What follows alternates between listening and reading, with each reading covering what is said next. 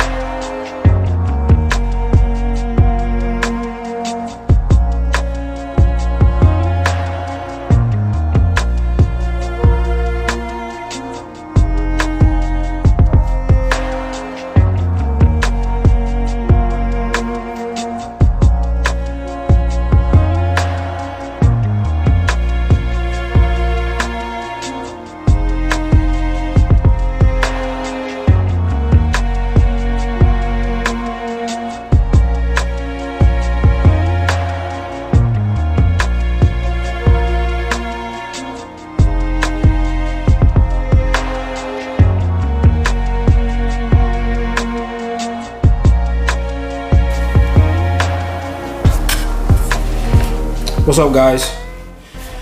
All right, so this is the 300 black that I've showed a little bit, and some of you asked to see it, so I finally got a chance and opportunity to do a run through of it, show you the components, and then I thought I'd talk a little bit about what went into this build and what the purpose of it was, and why I think that this is the preferred setup for me. So just as my disclaimer, no one gave me any of the parts and components for this build. I selected each component and I built this myself with my funds, so that's my disclaimer.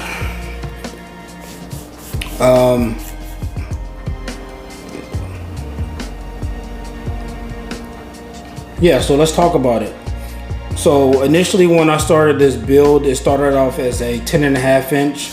It was a Lantac barrel, but it ran fine, but I just thought it was too long. So I thought I'd shorten this up to the 8-inch barrel, so I did that. So I swapped out the Lantac for a Roscoe Bloodline in 300 black, and SBR'd it. So the whole goal and the whole purpose was to eventually have it suppressed, have it SBR'd, and have that ability to have it as small as I possibly could, while not having it sacrifice any of the ability with it. So I showed you my components built down if you got through all of that. So that's what I'm working with. The only other thing I didn't show is I have an Arcane low profile attachment here that I found, and it's pretty dope. I got it for both of my setups now. Before I was running a Haley Strategic QD attachment at the top there. That was at the time that was the better one that I found out there, because I didn't necessarily like running them in the rail here on the side. So I liked it to be raised up just a little bit. So I found this, Slate was running it. I looked in the comments and saw where it was actually from, so I finally got that. And it's a little pricey, it's about 60 bucks, something like that, but it's worth it. I like how you can run this through the other side, and it sits high and tight, so it's pretty dope. So that's the newest addition to that, to this particular build right here. But man, this is really quiet. The whole purpose of this was to have the lowest signature that I possibly could, hence the name that I've coined this, the LV 300 black. And the LV stands for low vis. So I wanted to have something strictly dedicated to night vision. So that's why I have the pursed, the Zenico pursed at the top here. I chose the pursed because I wanted something that was simple. Basically, it just has a on and vis, and then on and IR function. Simple. It's got a bright light. It has a bright laser, and it's pretty dope. It's simple. The only thing I don't like about it is I have the version that has the longer tape switch. I know they do make shorter versions now, but I haven't got one of those yet. And when I purchased this, it was back in 2020. So this is a couple years ago, before things got shut down. So I got this before all that, which is interesting. But I have the G43 on the back to extend it if I need to. Again, this is the EOTech XBS2. And that's what I had at the time. I thought about going night vision, but you know, I like to have the functionality of always having the dot on. So if I do transition through a lit room versus a dark room, I still have my dot. So that's just my thinking of it. You know, say what you want in the comments about that, but I kind of like it, and I'm gonna stick with it until I really see the need to go with the night vision version. because it comes up and works just fine under my my nods. Let's talk about the Chimera, the Silencer Chimera. I chose this one, and I'm glad I did, because it's well built. I've had this for several years as well. I put a lot of rounds through it, and one of the main reasons I like it is because you can take the front cap, the Charlie cap, if you can see that, you can swap caps out. So I have a cap for the 5.56, and there's a noticeable decibel reduction on the 5.56 as well. It's quiet with the 300 black subs, but it sounds great and it functions just as well on the 5.56. So overall, it's been a great can, and I am eyeing one can in the future that I might snag up if I choose to. And I might let you know what that is at a certain point in time. But yeah, I am eyeing only one. If I do get a 5.56 dedicated can, it'll be this one. And maybe I'll talk about that later. But again, this is my Landtac Forge lure receiver. I don't think I mentioned this, but the upper receiver is a V7 weapons component that I got. It's great. They fit together pretty well. Another feature that I love about this is the Radiant SD charging handle. It works great. Paired with the Landtac boat carrier group, which has ports in it as well to direct the gas. So there's not much gas, if any, coming into my face or my eyes or anything when I run this. And they work great together. So I highly recommend the Radiant. This is in the this is the MP3 coating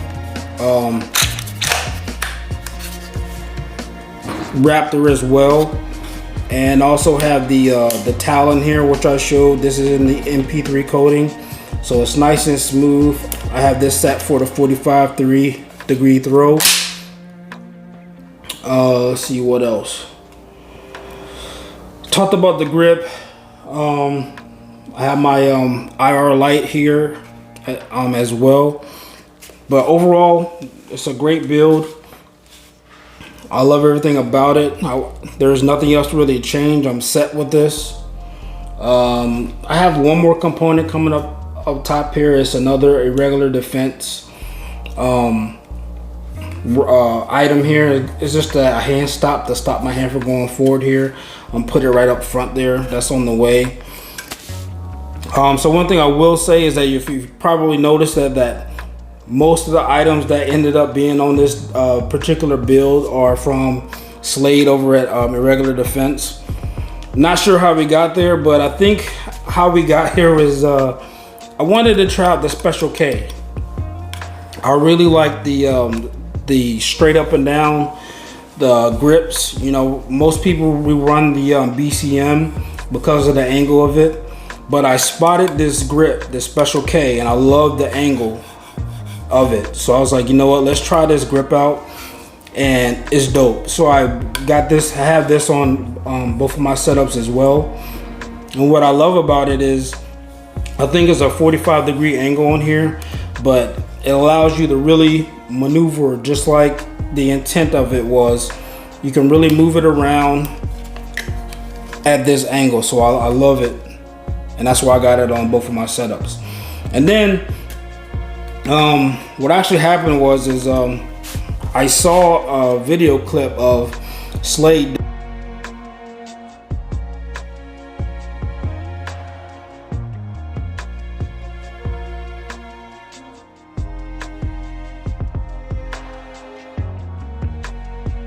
and something kind of stood out. You know, I'm not a fanboy anybody, but I do have a lot of respect for certain people in the industry and what they've done. And Slade, he's one of them. So what I noticed about him is how he moves when he was entering the room, which is, you know, a lot of guys are trained. You know, this is no slight on anyone. You know, those guys, I'm just a regular guy out here who's a swordsman at heart. But I saw the way he moved and he entered rooms and just his footwork as a swordsman, and that really stood out to me. And his presentation as far as shooting, you know, his style is kind of what I liked and what kind of drew me into him. He ended up being a pretty good guy as far as how I can tell. You know, he's a family guy. So yeah, I highly recommend his components. So yeah, I have his riser here, Special K, his hand stop. I got the other hand stop coming in, and the best part here is this OMM pick riser.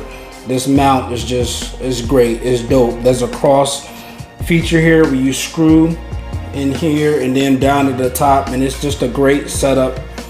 And it's just worth the price. I mean, sure, you can get just a Picatinny riser and be done with it, but why when you have something that's well thought out and well built like this particular mount? So I have everything here sitting in line, and I just really wanted to try it out, and I'm glad I did. I'm done. You know, this is where it's at for me, and no complaint. So if you have any questions about this build, if you want to see anything else, let me know. You know, just like and hit up the comments, and we can talk about it a little bit more. So if you got this far, I appreciate it. One last thing, I don't need any of these things.